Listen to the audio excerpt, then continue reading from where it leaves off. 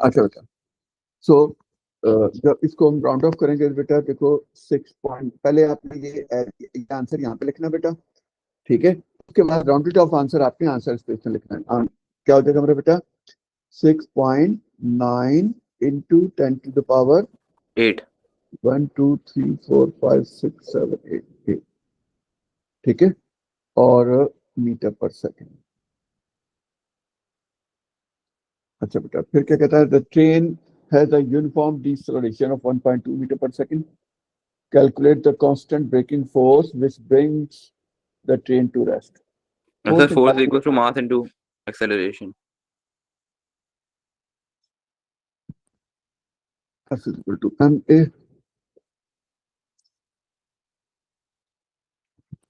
Force चाहिए हमारे पास, मास कितना है 440,000, एक्सलेशन 1.2। कितना आंसर आया, ये बात नहीं कुछ बताया तो था आंसर 5.3 समथिंग, देखना कितना था।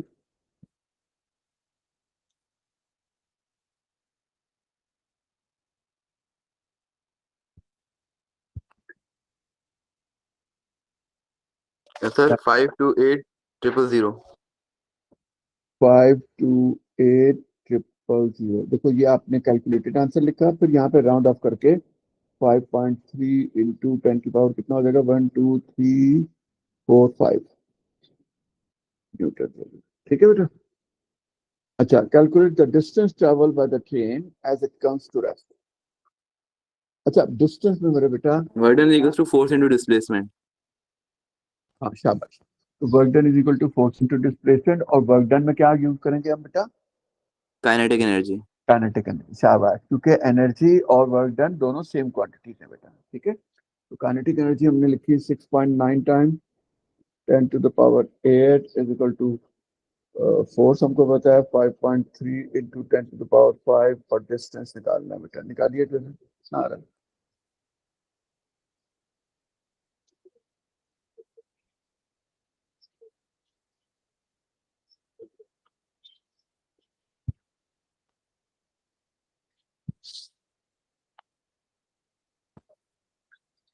Sir 1000। 1000, thank you, 1000 metre, distance metre unit करते हैं, ठीक है। इनके यूनिट नहीं, आपके यहाँ यूनिट लिखी होती है, यूनिट लिखने का और ना लिखने का दोनों का एडवांटेज है या डिसएडवांटेज है। यूनिट नहीं लिखी होगी तो आपने यूनिट लिखनी है, और यूनिट लिखी होगी तो उसका मतलब है कि आपने उसी यूनिट में आंसर देना है। आ रही बात है बेटा की, चलो बेटा क्वेश्चन नंबर 2 पे आ सर नहीं जाते हैं। सर 1300 आ रहा 1300, है जी सर।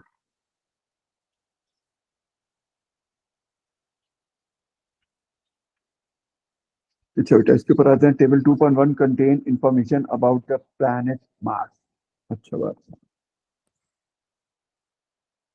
ग्रेविटेशनल फील्ड स्ट्रेंथ हो गई, एवरेज डेंसिटी हो गई मेरा बेटा। कह रहा है define gravitational field strength.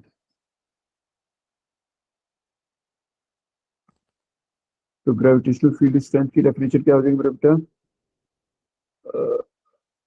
Force of gravity per unit mass. Per unit mass at a point in gravitational field.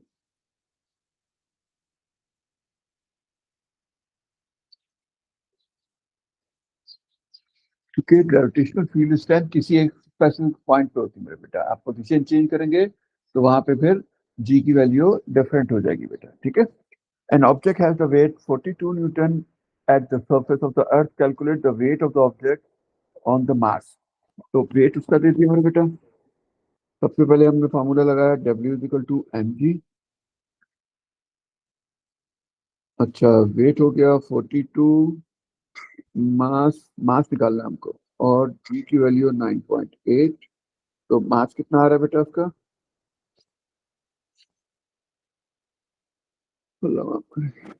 Sir 4.28। 4.3 कर लेते हैं। अब इस ऑब्जेक्ट को ले गए हम कहाँ पे, मार्स पे, मार्स से था ना दूसरा ऑब्जेक्ट। जी सर। तो अब मार्स पे दोबारा W equal to m g लगाया हमने, मास तो वही 4.3 और जी की वैल्यू कितनी हो जाएगी बेटा 3.7 हो जाएगी, मल्टीप्लाई कीजिए बेटा 15.857. तो 16 कर लेते हैं बेटा, ठीक है।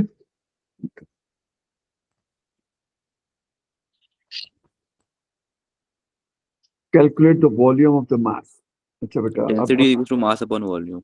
क्या बात है, तो density is equal to mass over volume, तो मास बराबर हो जाएगा डेंसिटी मल्टीप्लाई, नहीं वॉल्यूम निकालना है, सॉरी, तो वॉल्यूम बराबर हो जाएगा mass divide by density. Do we know the mass, mass का मास कितना था 4.3 था। सर ऊपर दिया हुआ है, ऊपर दिया हुआ है, ये 4.3 नहीं था। अच्छा ये तो सॉफ्टवेयर का मास था, sorry 6.4 time 10 to the power 23,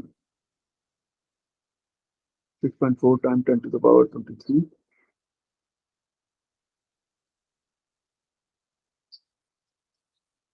over density, density कितनी है इसकी 3.7, ग्रेविटेशन डेंसिटी है 3900, sir 1.64 multiplied by 10 to the power 20.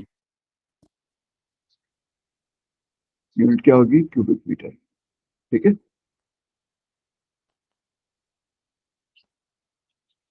Okay, beta. Part C of the question.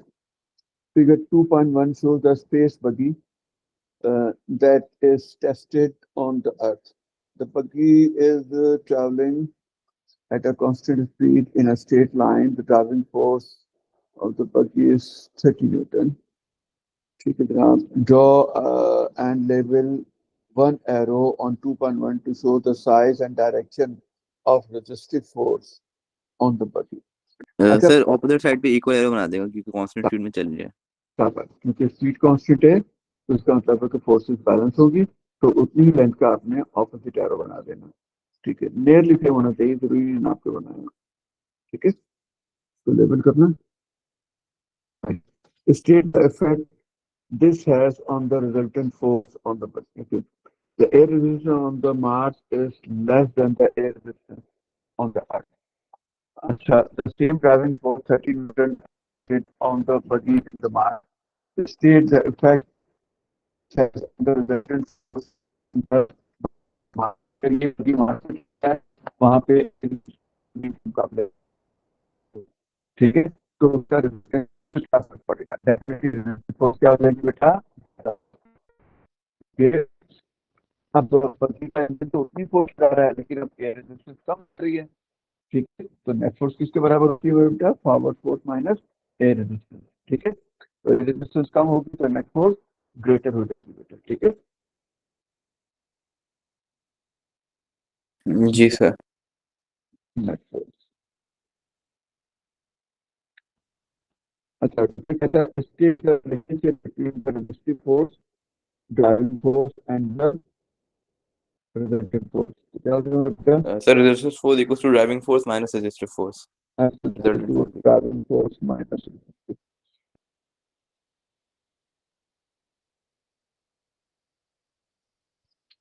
अच्छा, figure 3.1 shows the simplified diagram of a solar cell, ठीक है भाई।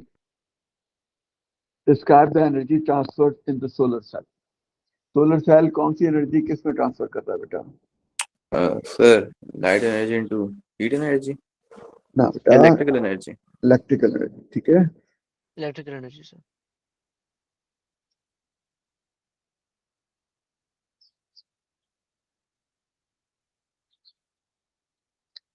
Suggest how the black Black color is allow better absorber of light.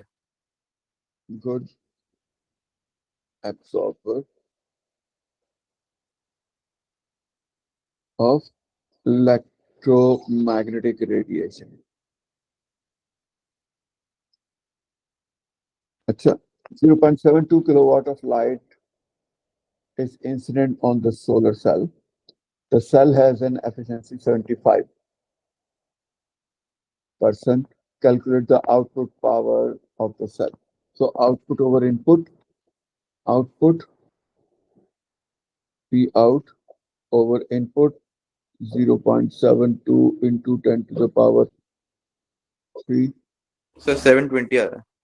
is equal to 0.75. तो P out कितना हो जाएगा बेटा, 720 540 540 540 sir. क्या कर रहा भाई 500 वॉट यूनिट का ख्याल करना बेटा state the meaning of the term kilowatt hour तो किलोवाट आवर का मतलब क्या होता है मेरे बेटा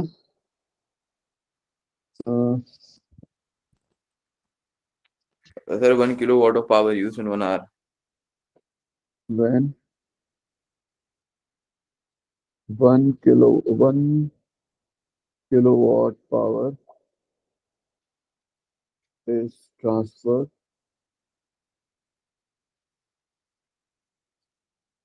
in 1 hour ठीक है बेटा जब 1 घंटे में 1 किलोवाट पावर कंज्यूम हो यूज हो या प्रोड्यूस हो तो 1 किलोवाट ये एनर्जी की यूनिट थी मेरे बेटा बेसिकली ठीक है energy produced by each solar cell of an average of 6 hours per day. A household uses approximately 2400 kilowatt hour of electrical energy per year. Calculate the number of solar cells needed to produce energy for one household. Give your answer as whole number of the solar cells. So, right? Energy is produced by each solar cell for average 6 hours per day. Household use कर रहा है approximately 74,000 kilowatts electricity per year. हाँ भाई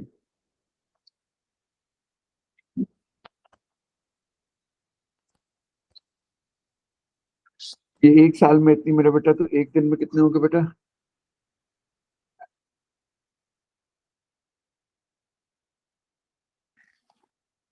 sir divide करना पड़ेगा divided by किससे करते हैं हम 365 से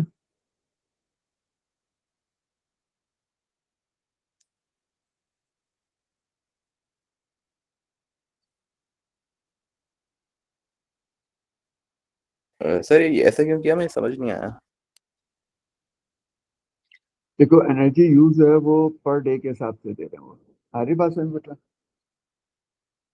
हाँ या नहीं आ रही बेटा जी सर और पावर जो है वो टोटल ईयर की दी हुई है हमको हाँ एनर्जी इनफैक्ट यस सर तो हमें 1 दिन की निकाल ली ना फिर मेरे बेटा आगे बात समझ अच्छा अच्छा सर तो ये आ रही है 20273 20273 वॉट 0.9 20274 कर लेते हैं हम तक हाँ अच्छा अब 1 मिनट ठहरिएगा मेरा बेटा 1 साल कितनी एनर्जी प्रोड्यूस कर रहा है क्या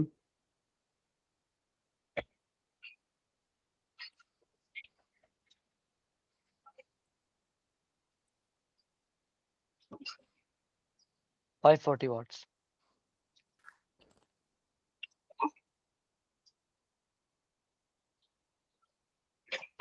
अच्छा ये 6 आवर्स का क्या करना है लेट मी थिंक 6 आवर्स का क्या करना है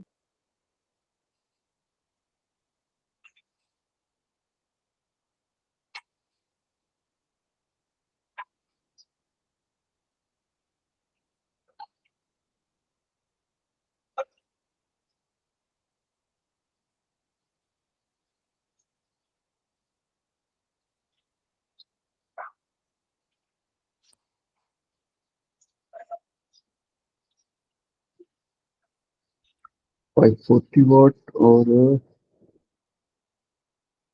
6 आवर्स का क्या करना होगा produce by each solar cell for an average of 6 hours per day sir इससे ये पता चल सकता है कि एक सोलर सेल जो है वो 6 घंटे में शायद 3240 एनर्जी आउटपुट करता है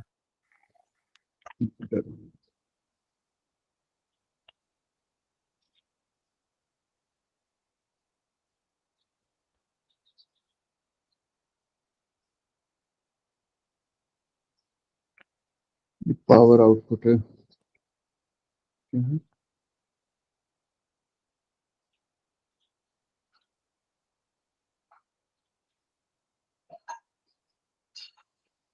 थोड़ी सी कंफ्यूजन हो रही है इसमें। अ,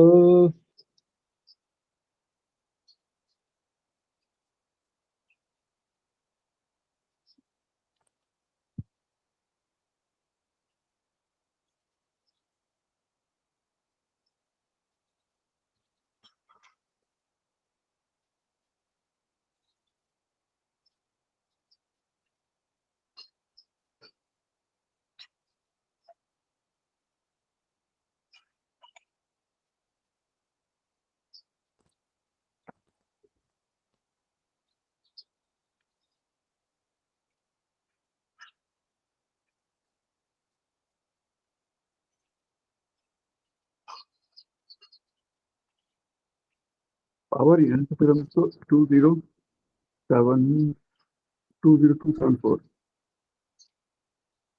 तो डिवाइड कर देते हैं हम 540 से। डिवाइड करो, क्या आंसर आ रहा है बेटा?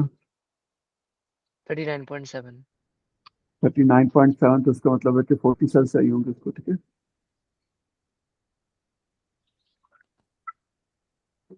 ठीक है बेटा, इसका हम वैसे इसको मार्किंग स्कीम से चेक कर लेते हैं।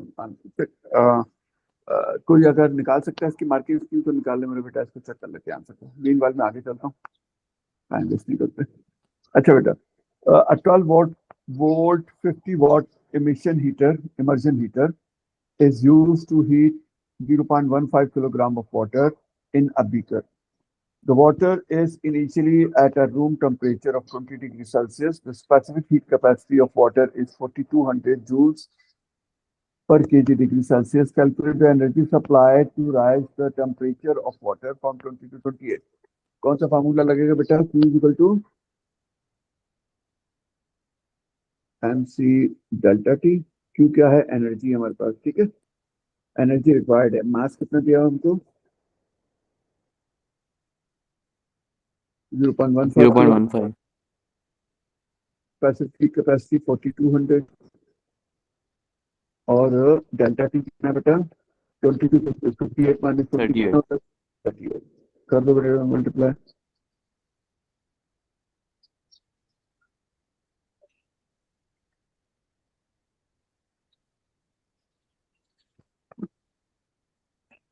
2394 2394. 2394 हम कह सकते हैं 400। अच्छा, हम तो क्या कहते हैं? The machine heater heater metal rod and plastic rod are placed in the beaker of as shown below, are at the room temperature 20 degrees Celsius before placed into the beaker. अच्छा, describe how temperature of point X on each of the rod changes after the rods have exchanged your answer. temperature change बताना मेरा बेटा। मतलब plastic rod के लिए क्या होगा और मेटल रॉड के लिए क्या होगा? एक्सप्लेन करें, कैसे करेंगे बेटा?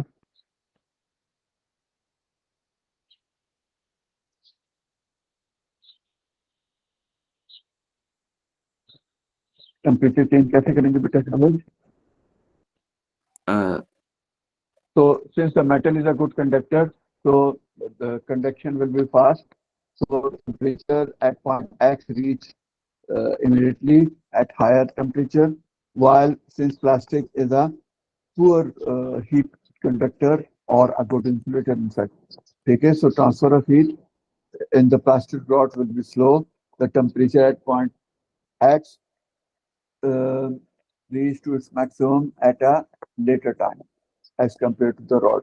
ठीक है, मेटल गुड कंडक्टर होता है, मेटल में ट्रांसफर ऑफ हीट जल्दी होगा, तो मेटल का टेम्परेचर ज्यादा होगा, पॉइंट एक्स का टेम्परेचर जल्दी मैक्सिमम पे आ जाएगा जब किस पे? मेटल रॉड पे। जबकि प्लास्टिक रॉड बैड कंडक्टर है मेरे बेटा, ठीक है, जिसकी वजह से ट्रांसफर ऑफ हीट स्लो होगा, पॉइंट एक्स का टेम्परेचर बहुत देर में राइज करेगा। Number 5, a dolphin communicates with other dolphins underwater by emitting sounds in the range 7 and 15 kilohertz. State the value of the speed of sound in air and state how the speed of sound in water differ. जी बेटा, पानी में air में speed of sound कितनी होती है बेटा? 300 metre पर second. और वाटर में तकरीबन 1500 मीटर पर सेकंड। ठीक है बेटा? State and explain if human was normal with normal hearing can hear all the sounds emitted by the dolphin. जी बेटा. नहीं sir, So answer no. Reason? Sir dolphin hearing की capacity साउंड से frequency Oh, एक minute ठहरिएगा. Dolphin communicate with other dolphin underwater by emitting a sound of the in the range 7 to 15 kilohertz. 15 kilohertz कितना होता है बेटा? क्या ये हमारी रेंज में नहीं है? सर है रेंज के अंदर, ये ऑडिबल होगा। यस लिखेंगे ना मेरे बेटा? ठीक है, ठीक है. रीजन क्या है? Frequency. Sir range of frequency is with in the range of human air. In the audible range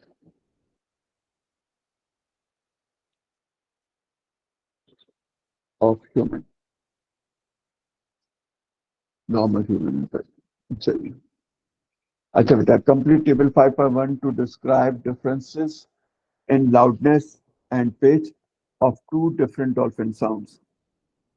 अच्छा, पहले की जो है फ्रिक्वेंसी 14 किलोहर्ट्ज है, एम्पलीट्यूड ज्यादा है, तो लाउडनेस क्या होगी बेटा? ज्यादा। ज्यादा होगी, ज्यादा तो कैसे नहीं कम होगी। बेटा? यार एम्पलीट्यूड लार्ज है ना बेटा? सर एम्पलीट्यूड से तो आवाज बढ़ती, बोलो लाउड होती थी ना। फिर इसका एम्पलीट्यूड ज्यादा नहीं है बेटा, तो लाउडनेस क्या होगी जी मेरे सर, बेटा? हाई होगी. लाउडनेस ज्यादा होगी। सर पिच भी ज्यादा होगी। और पिच भी हाई होगी मेरे बेटा. ठीक है. अच्छा, अब ये क्या है मेरे बेटा? उसकी फ्रिक्वेंसी भी कम है और एम्पलीट्यूड भी कम है, तो ये भी क्या सर हो दोनों जाएगा? लो होगा। अच्छा बेटा, complete the sentences to describe how sound is transmitted through the water. Sound waves are made of vibrating particles. Water molecules, water sorry particle. Particles. Particle लिख देते हैं यार. Which produces compression and rarefaction. A compression is the region of, high pressure. High pressure, चलो high pressure लिख देते हैं.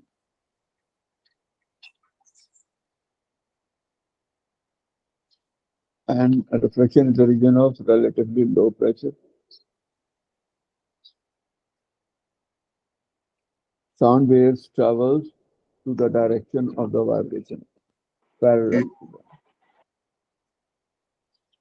Sound wave longitudinal wave होती हैं, तो उसमें एनर्जी जो होती है वाइब्रेशन के पैरेलल होती है. ठीक है.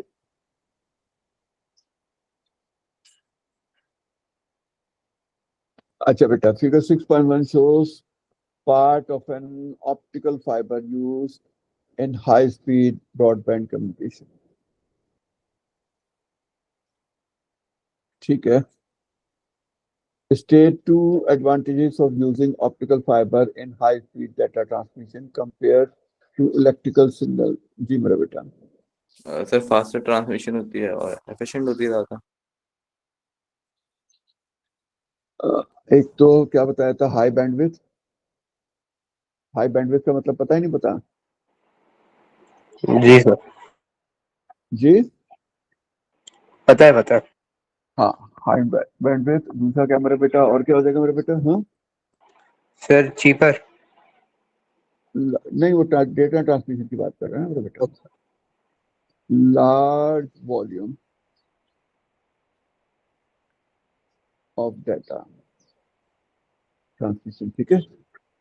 ज्यादा साइज की फाइल्स हम ज्यादा टूल से ट्रांसफर कर सकते हैं. ठीक है. Optical fibre is made of glass with refractive index 1.4. Calculate the critical angle C. कौन सा फार्मूला होगा मेरे बेटा?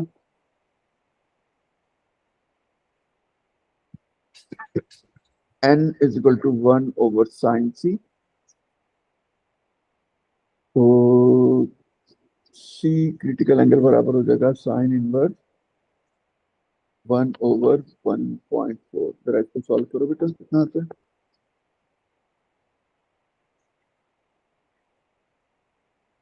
45.58.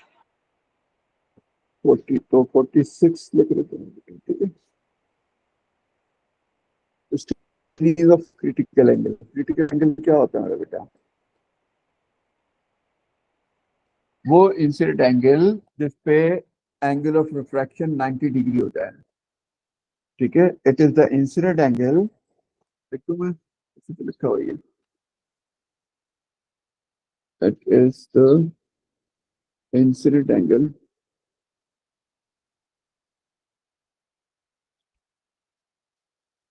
at which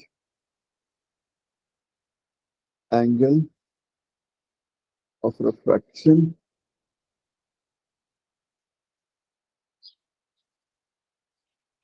becomes 90. Okay. Label the angle of incident of the ray of light as it hits the wall of the glass fiber. Draw the continuum of the light rays leaving the glass fiber.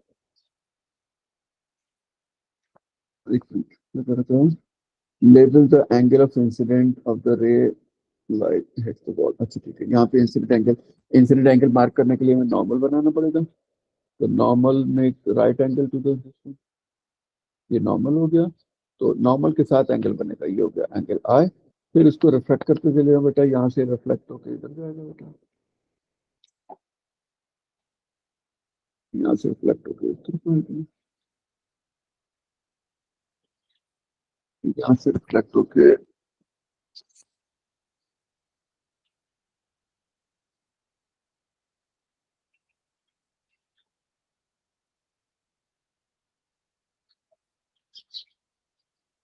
ठीक है बेटा।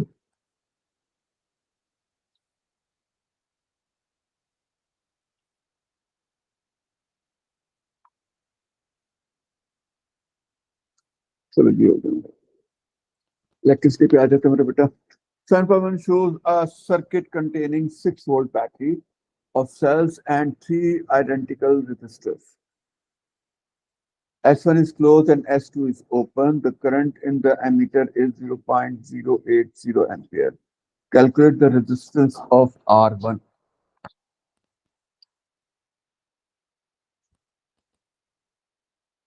अच्छा, the ammeter reading is 0.08 और the ammeter reading देखो battery के बिल्कुल next लिखा हुआ है, तो इसका मतलब है कि एमीटर जो है वो टोटल करंट बता रहा है जो बैटरी से आ रहा है 0.08।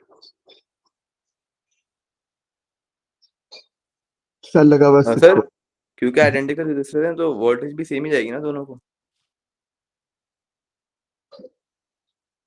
हाँ बिल्कुल, R1 और R2 को वोल्टेज सेम होगा। एक मिनट मुझे पढ़ने दो जरा, कहाँ कह रहा है वो आइडेंटिकल?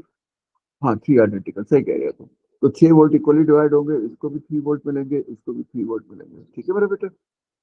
अच्छा मेरा बेटा, और टोटल इन दोनों को मिला के कितने मिलेंगे बेटा? अच्छा अब इधर आ जाओ मेरा बेटा, यहाँ पे कितना जाएगा मेरा बेटा R1, यहाँ पे कितना जाएगा बेटा? इसको कितने, R3 को कितने वोल्ट मिलेंगे बेटा? अच्छा स्विच क्लोज है ओपन है? S1 is sir close, R3 को S2 6 मिलेंगे। सॉरी S2 इज ओपन, अभी S2 ओपन है मेरा बेटा, आ रही बात है? अभी S2 ओपन है, तो सिर्फ R1 और R2 की बात करेंगे। तो करंट R1 की रेजिस्टेंस निकालनी है, हम क्या करेंगे बेटा? सर फॉर्मूला 75 आ रही है, 3 अच्छा डिवाइड बाय 0.08। सुनना मेरे बेटा, V is equal to IR, voltage कितने? 6 वोल्ट, ठीक है। करंट कितना मेरा बेटा? 0.08, और रेजिस्टेंस कितनी मेरा बेटा? 2R।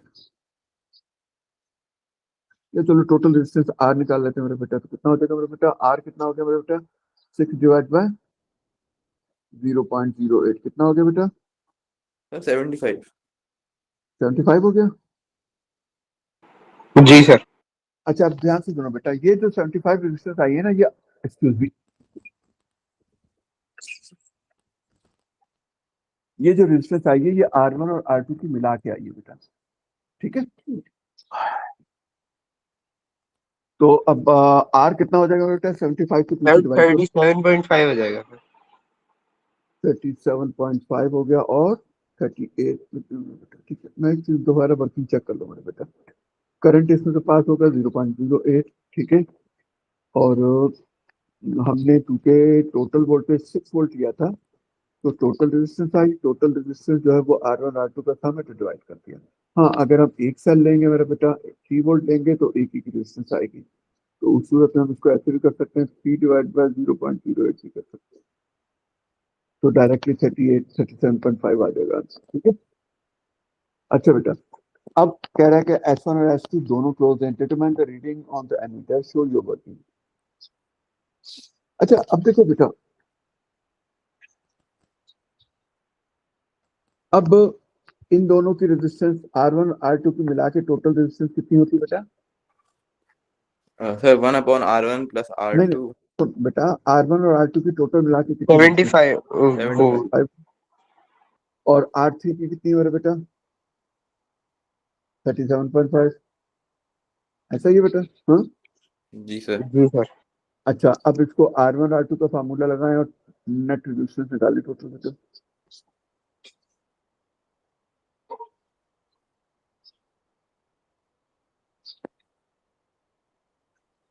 R1 R2 over R1 plus R2, sir 25 आ रही है। 25 होगा। अब अगेन बेटा I is equal to V over R, voltage कितने थे, 6 थे, और रेजिस्टेंस कितनी है, 25 है बेटा।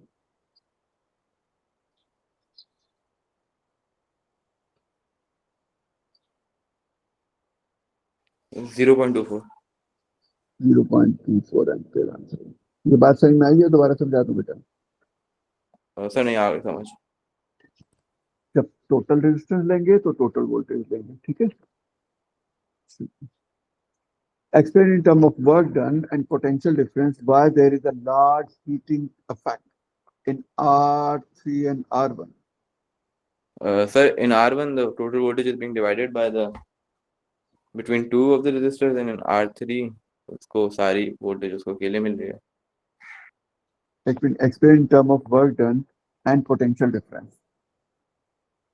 why there is a larger heating effect in R3. R3 में heating effect ज्यादा है मेरा बेटा, ठीक है। क्यों ज्यादा मेरा बेटा? We know that sir the voltage share नहीं हो रही। सुनो ना मेरी बेटा, बेटा मार्क नहीं मिलेंगे ना बेटा, ध्यान से देखना मेरा बेटा कि डिमांड क्या है, डिमांड क्या है क्वेश्चन की। आपने डिमांड क्वेश्चन की पूरी की है, क्या कह रहा है? एक्सप्लेन इन टर्म ऑफ, इन दोनों में से कोई भी टर्म आपने यूज किया इसमें? नहीं सर। सर तो ये लिख सकते हैं कि more work is done to move मतलब मूव करंट अक्रॉस R3। तो हम क्या कह रहे हैं मेरा बेटा, देखो पोटेंशियल डिफरेंस की डेफिनेशन क्या होती है, work done per unit charge मेरा बेटा, ठीक है मेरा बेटा, हाँ। Yes sir. पोटेंशियल डिफरेंस क्या होता है, work done per unit charge मेरा बेटा, ठीक है। So since the it has higher potential difference as compare, R3 का पोटेंशियल डिफरेंस कितना है, 6 है, जबकि R1 का कितना है, 3 है मेरा बेटा। R3 has higher potential difference, ठीक है। As a result the work done per unit charge is more as compare to the R1, hence more heating effect. दोबारा बताऊं ये बात समझ में आई मेरे बेटा के? सर आ गए। देखो बेटा, ध्यान से मेरा बेटा, नॉलेज एक अलग चीज है और नॉलेज का डिस्प्ले एक अलग चीज है मेरा बेटा। आपने अपनी नॉलेज को डिस्प्ले करना है, दैट्स द टाइम मेरा बेटा। उसने बहुत क्लियरली लिखा हुआ है कि ये दोनों टर्म्स आपने आंसर में यूज करनी है, तो अगर आप इसको यूज नहीं करेंगे तो इसके अलावा जो मर्जी कहानियां सुनाते रहें, कोई फायदा नहीं है मेरा बेटा, ठीक है। दोबारा सुनने मेरा बेटा, as potential difference is work done per unit charge, ठीक है, and R3 has higher potential difference as compared to the R1.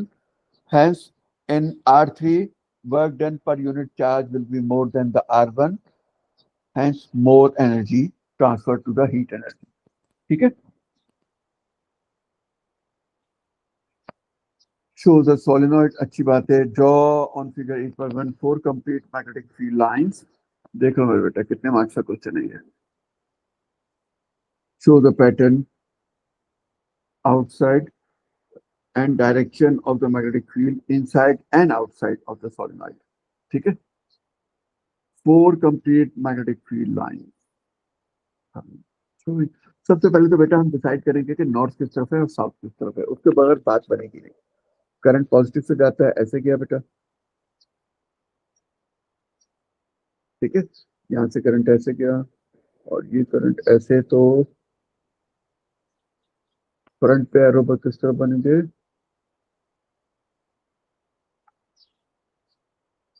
में नहीं आ रही क्योंकि इसने दोनों बता दिए ना मेरा बेटा.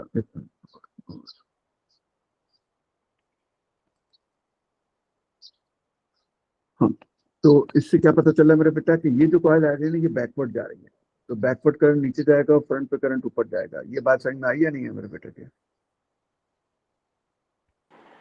जी सर. जी सर. तो अब हमारी फिंगर्स ऊपर की तरफ होनी चाहिए मेरे बेटा. राइट हैंड ग्रिप लगाएंगे, 4 फिंगर ऊपर की तरफ होंगे तो थंब शो करेगा लेफ्ट की तरफ.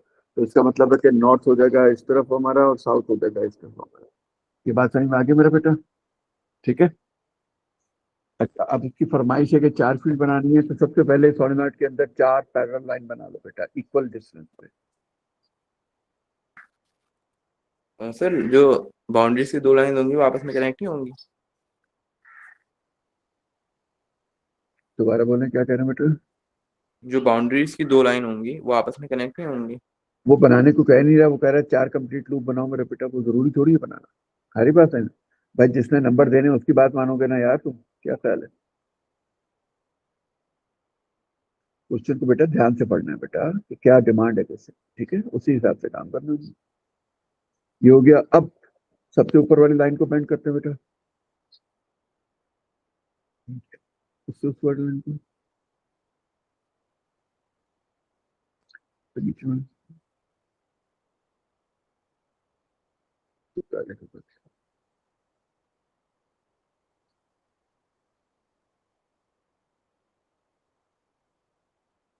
लाइंस टच नहीं होनी चाहिए आपस में. टच हो गई तो मसला खराब होता है बेटा. ठीक है.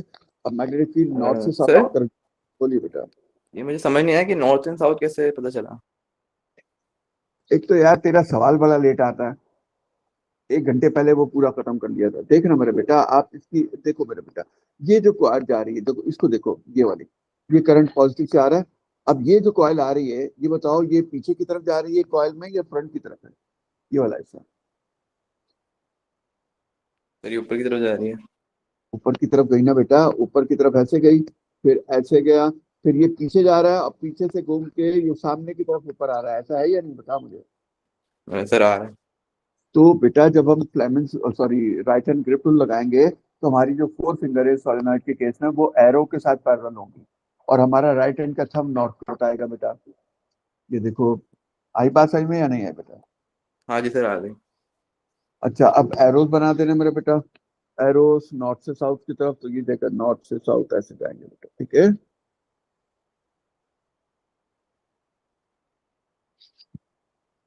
अंदर एरो बनाने नहीं बनाने. Magnetic field line inside and outside of the direction. Inside में बतानी, तो इनसाइड क्या हो जाएगी डायरेक्शन? इनसाइड डायरेक्शन देखो कैसी हो जाएगी बेटा. इनसाइड मैग्नेटिक फील्ड की डायरेक्शन ऐसे हो जाएगी.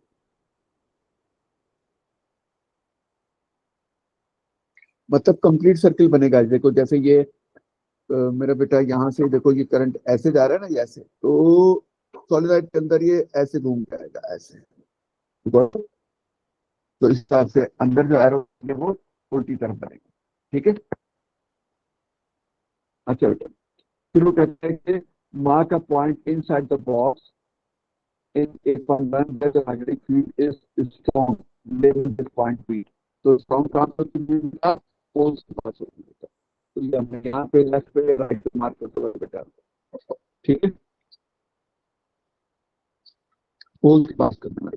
ठीक है. फिर क्या कहता है, explain how the diagram shows that the magnetic field at B is stronger. जी बेटा, डायग्राम से कैसे पता चल रहा है कि बी पे फील्ड स्ट्रॉन्ग है? Because the magnetic fields are more dense here.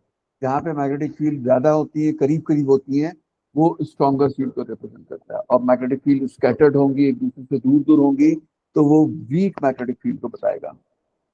Strong magnetic field का मतलब फील्ड लाइन करीब करीब होंगी, तो हम क्या लिखेंगे, at point B field lines are congested और मोर डेंस, जो भी आप वर्ड यूज करना चाहें। ठीक है मेरे बेटा, so this shows that stronger magnetic field is 8.2 shows a solenoid in an electric circuit for a valve. Complete the circuit in 8.2 with symbol for a direct current DC power supply.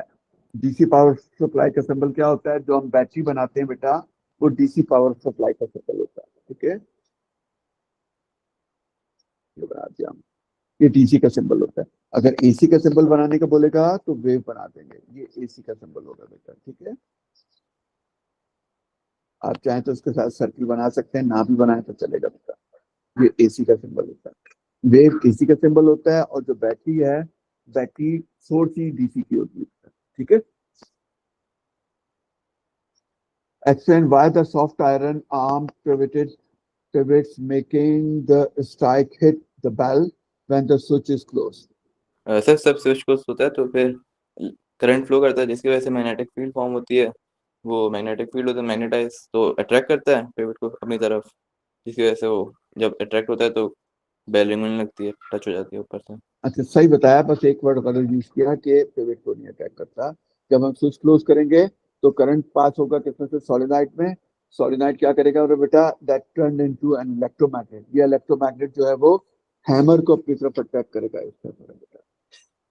और जब hammer जो है वो electromagnet की तरफ आएगा तो उसका जो हैमर है, ये जो स्ट्राइकर जो है, ये गॉन्ग को ठा करके लगेगा जाके, और बैंग होगा मेरा बेटा। आगे बात समझ में। लेकिन जब ये इस तरफ आ जाएगा तो उसका फिर कांटेक्ट ब्रेक हो जाएगा यहाँ से, ये नजर आ रहा है। जब कांटेक्ट ब्रेक होगा तो करंट की सप्लाई कट ऑफ हो जाएगी। करंट की सप्लाई कट ऑफ हो जाएगी तो मैग्नेट डीमैग्नेटाइज हो जाएगा। जब मैग्नेट डीमैग्नेटाइज हो जाएगा तो हैमर दोबारा पीछे की तरफ चला जाएगा। आगे बात समझ में। तो इस तरह ये कंटिन्यूसली डिंग डोंग बजता रहेगा बेटा। ये इसके दोनों पार्ट के आंसर है बेटा। Describe the structure of an atom, जी बेटा, ऑफ हीलियम। स्ट्रक्चर में 3 मार्क्स के लिए क्या बताएंगे मेरा बेटा। सर न्यूक्लियस में 2 प्रोटॉन्स होते हैं, 2 न्यूट्रॉन्स होते हैं, और आउटर शेल इलेक्ट्रॉन्स में वो होते हैं 2 इलेक्ट्रॉन्स होते हैं। Two proton, 2 neutron and 2 electron. ठीक है बेटा, मार्क्स देख लेना बेटा। अपने मार्क्स, आपका आंसर गिवन मार्क्स से मैच करना चाहिए, उतने पॉइंट लिखे हुए होने चाहिए मेरे बेटा। ठीक है, sun is a metre powered by nuclear fusion reaction with releases energy. State what happened during the nuclear fusion reaction. Which form? And hydrogen gets ionized.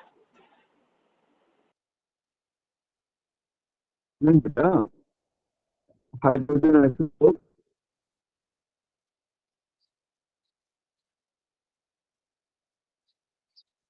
together.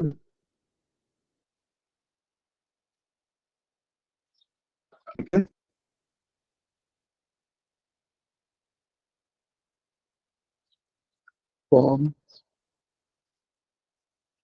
a larger nuclear helium and a lot of energy is released.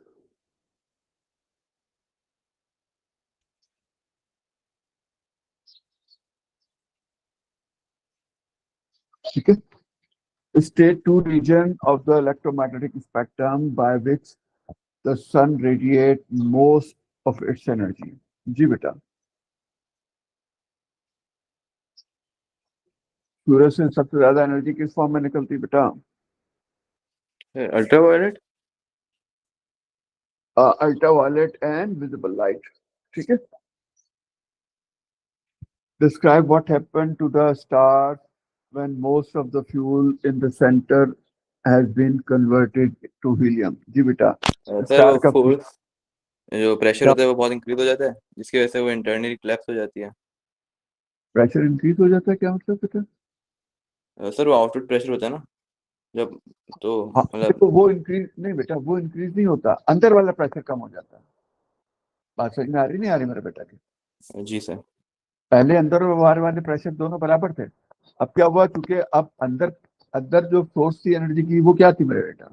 वो तो मेरे बेटा वही energy थी ना जो fusion reaction से आ रही थी मेरे बेटा। ठीक है, जब फ्यूजन रिएक्शन कम होना शुरू हुआ, क्योंकि अब फ्यूल ही खत्म हो गया मेरे बेटा, हाइड्रोजन ही खत्म हो गया। ठीक है, तो अंदर का प्रेशर कम हो जाएगा, जिसकी वजह से जो है वो जो gravity will take over and start collapsing. आगे बात समझ में बेटा?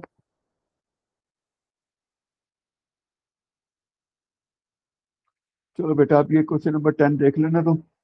ठीक है।